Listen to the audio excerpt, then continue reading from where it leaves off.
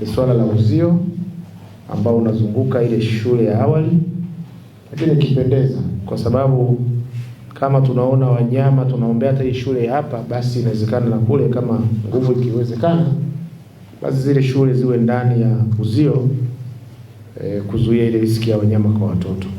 Maeneo mengine ya wafugaji, wizara yako imekuwa ikijenga mabweni kuwasaidia watoto wasiendelee kuwa wanaenda kuchunga na kuacha shule. Katika utaratibu wa kibajeti, basi unaweza ukapanga kidogo kidogo kuhakikisha kwamba na watoto wale tunaweka katika mabweni ili waweze kupata elimu na kusoma masomo yao, lakini na wale ambao wamekuwa watoro kwa sababu ya kupelekwa kuchunga, basi wanakuja katika kupata elimu yetu ya msingi.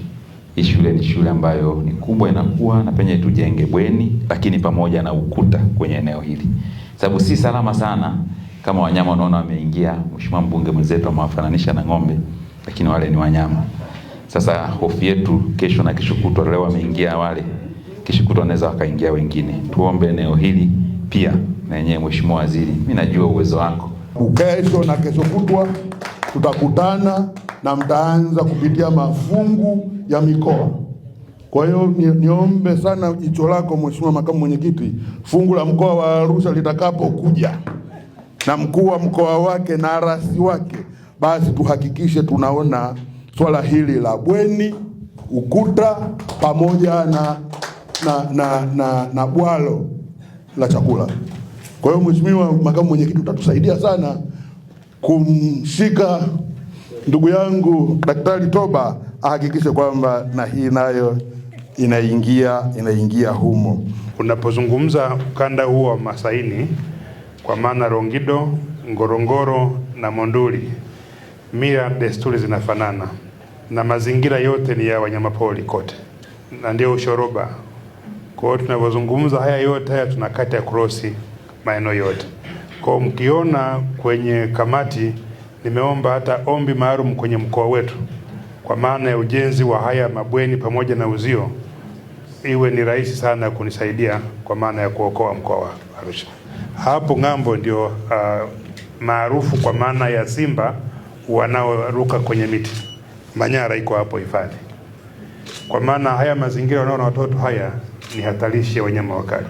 Hivi boko unaweza kukimbia, lakini simba unafahamu madhara yake.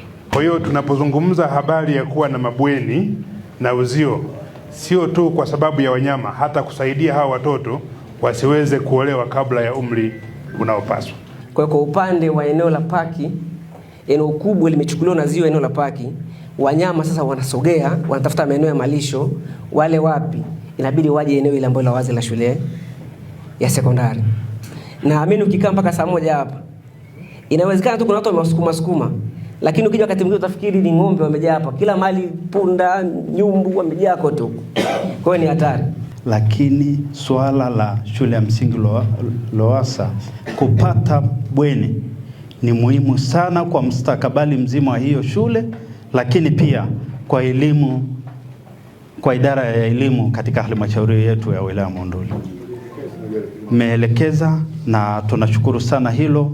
Mimi niseme tu, mkitupa hayo mabweni, mkitupa uzio katika shule hii, Mungu atawabariki na mtaendelea kudumu katika nafasi ambazo Mungu amezipa.